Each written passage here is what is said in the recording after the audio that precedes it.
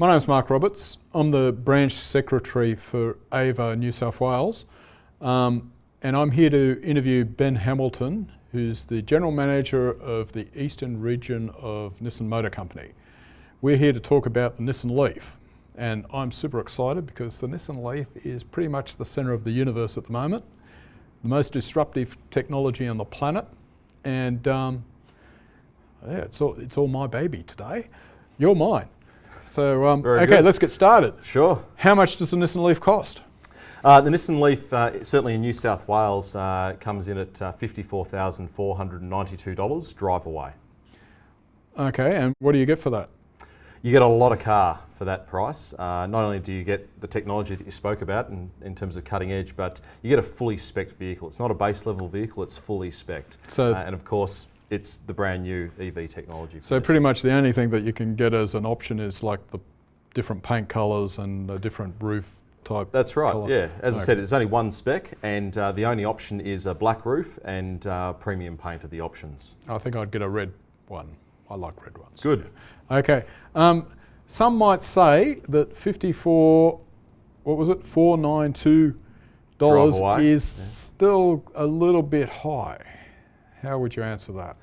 Well, I guess that's all relative. If you're comparing it to other similar sized vehicles that are petrol, for example, yes, it is more expensive, but as I mentioned, there's a lot of spec in that car, and of course, over probably a 5 to 10 year period, depending on your actual driving patterns, with the low maintenance and very much reduced overall fuel costs, then you're likely to be actually on par. Oh, that's interesting. Okay. What about these specs? Let's talk about them. What sort of specs have we got? What are these extra things that are included? So it's not extra, it's included. Well, I guess the key point is that it's a premium level vehicle. So we've got specs like front and rear leather accented heated seats. We've got a full kit of Nissan Intelligent Mobility, e-pedal for active regeneration, whereby you can just use one pedal for both accelerator and brake. That's just to name a few, but full of technology. Okay, let's talk about some of them. Mm-hmm. The 360-degree intelligent round view monitor gadget. Yes, yes, great piece of technology.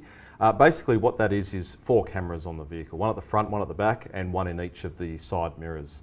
The technology stitches the image together, and what you get on the screen is effectively a 360-degree view, as though you're sitting on top of the car, or a helicopter's looking down on the vehicle. So all around the entire vehicle. So great for parking, for example. Okay, so like someone who's not real experienced with the car would be able to do a perfect job of parking. It certainly makes parking a lot easier. Okay. Yeah. And what about traffic sign recognition?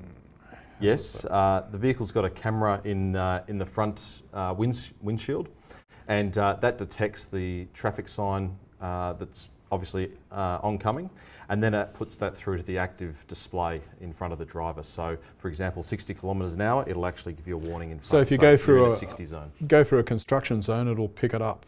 It'll certainly pick up traffic zones. Even though it's not in the map, for instance, it'll pick up other temporary signs. No, it's designed in terms of speed signs. Mainly speed signs. Yep. Okay, yep. Excellent. And lane departure, how does that work?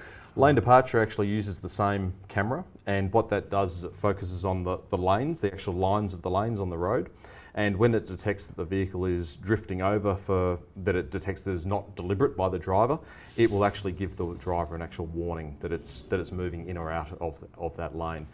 If you actually engage it with its other mode, it can actually apply the inside brake to help bring you back into. So it does intervention. It does intervention. Okay, so that's like with the emergency braking type thing as well. So.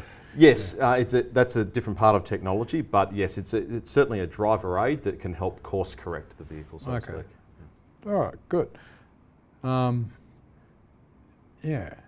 Now the question that everyone's asking, what's the real world range of the car?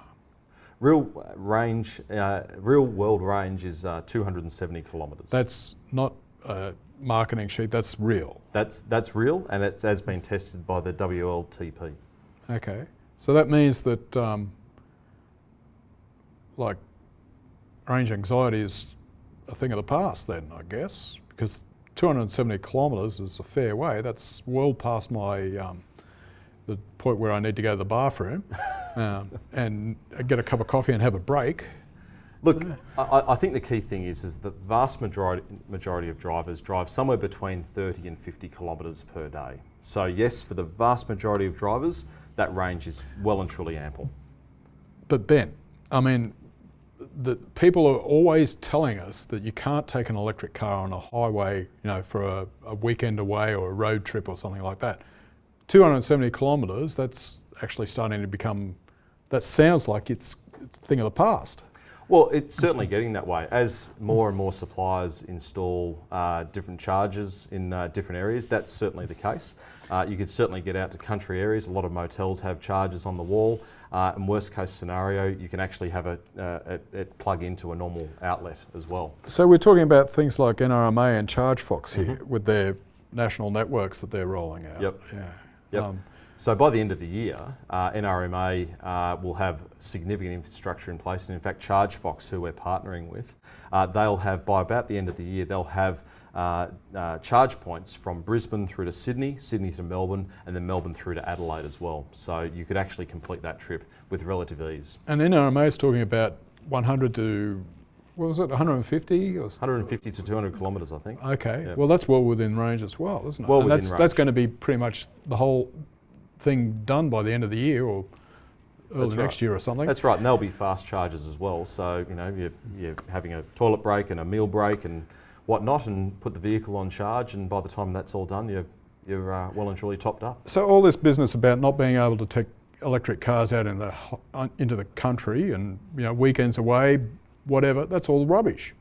It's in the past. We're talking about the past here. I think we are talking about the past. I think there's lots of infrastructure in place to well and truly eliminate any of those fears. Great.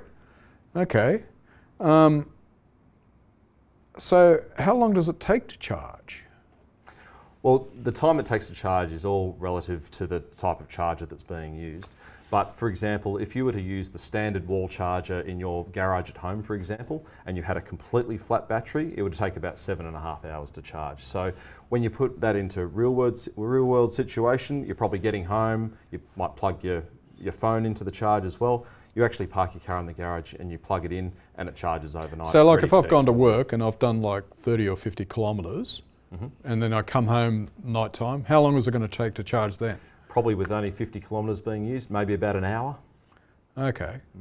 And that's just with a wall charger that you can buy for a few $100. And I think Nissan even sells you one, or they point you at one anyway. Yeah, okay. So that brings us to the next thing, which is vehicle to grid, using the car as a battery. How does that work? Well, the Nissan Leaf is actually the only vehicle in the market that actually has this technology available to it. We're currently working with suppliers at the moment, both hardware and software, to be able to bring that to market. But essentially what the concept is that the Nissan Leaf has obviously got a large capacity battery in it. You've got the ability to be able to charge the vehicle on either off-peak rates from your electricity company, or solar, or at the local supermarket, for example. And then there's obviously on-peak or high-peak times whereby you could actually pump that back into the grid, or even potentially power your house from the battery of your Nissan Leaf. Okay. So the Nissan Leaf's got a 40 kilowatt hour battery. Most people would use less than 20, probably more like 10 kilowatts in a day. So that means it's well within what the battery can do. Well and truly. How about if you do that, is it going to affect the longevity of the battery?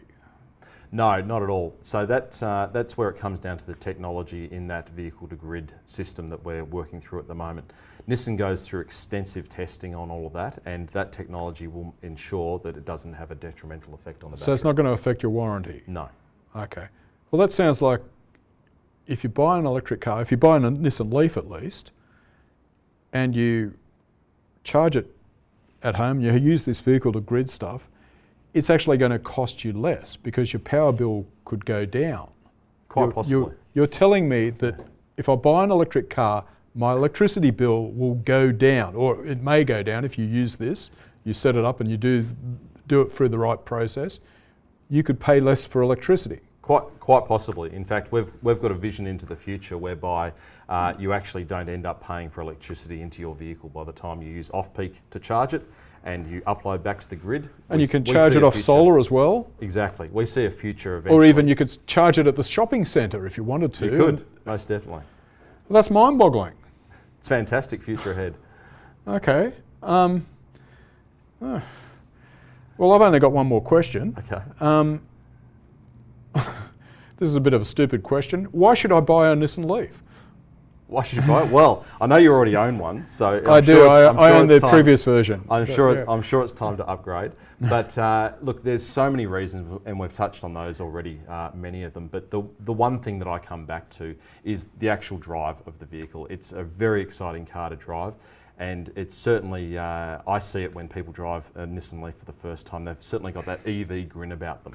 It drives like nothing else. It's really exciting. The performance is fantastic. And I think once people drive it, they'll really love it. I think you're right. I know every time I've gotten out of my car and tried to drive another car, it's just all the jerking and the changing gears and all that. And you get, and I think, like, is there something wrong with the car? Is it broken? You know? Yeah.